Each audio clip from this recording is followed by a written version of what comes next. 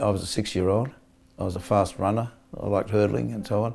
And suddenly you can't run, you can't walk, and it's almost seems overnight. For me, it meant at 3 that I was taken to the GP, and my mother was told she was neurotic and go away. There was nothing wrong with this little girl that couldn't sit and was screaming in agony and so on and so forth. My mother, from the story that I was told, that I was walking up the corridor and then all of a sudden I couldn't walk anymore. So they went into panic and they called a neighbour and they rushed me to the Children's Hospital where I was diagnosed with polio.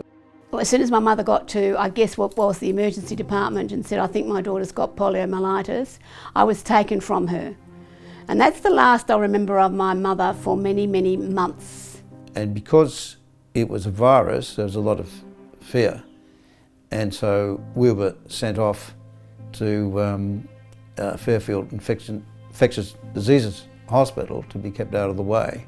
It is a form of spinal cord injury in the end, but it's not done by trauma, but by this virus. And so depending where it attacks the spine, it depends on where you're weak. In my case, it was fairly low down, so it was my legs that were affected, and they were both paralysed. I was in a thing called a double Thomas splint, which basically meant that I was in an piece of iron that tied me down on all 4 limbs. Mum would wrap me all with the bandages at night, and that's how I slept. It was a very traumatic experience. I still remember it because I was at home in bed, and two guys in white coats just came in and carried me out, screaming, out into the night, into an ambulance, and I woke up in a ward. I used to get into serious trouble about not doing my exercises because we as polio survivors, probably the thing that the most significant thing about the difference between us and the average kid of the 50s is that we were pushed.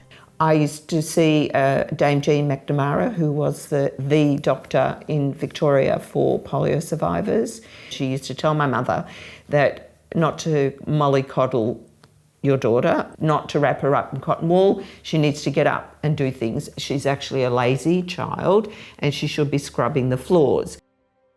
At about 16, I was reflecting on my life and realised that the health system was not perfect. I decided that I was going to become a nurse to fix it.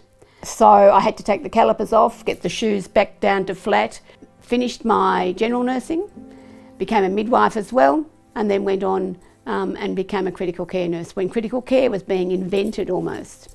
I studied law at Melbourne Uni. I did a combined law arts course. I majored in French. So I went for the postgrad. That eventually resulted in getting a French government scholarship to do a doctorate in Paris. Disability is not the end of the world, as long as you get the right help, because you can still have a full life. Despite the disability, it's given me the strength and the courage to get on with life.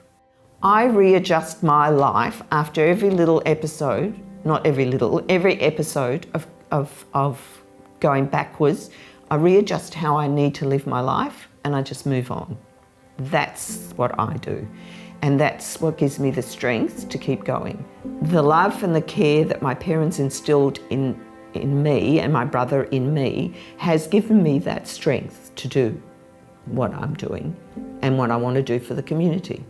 That's what powers me on. I don't see myself as different, and most of the people that love me don't see me as different either. They just know that's just Robyn. People assume that a disabled person has a lesser quality of life.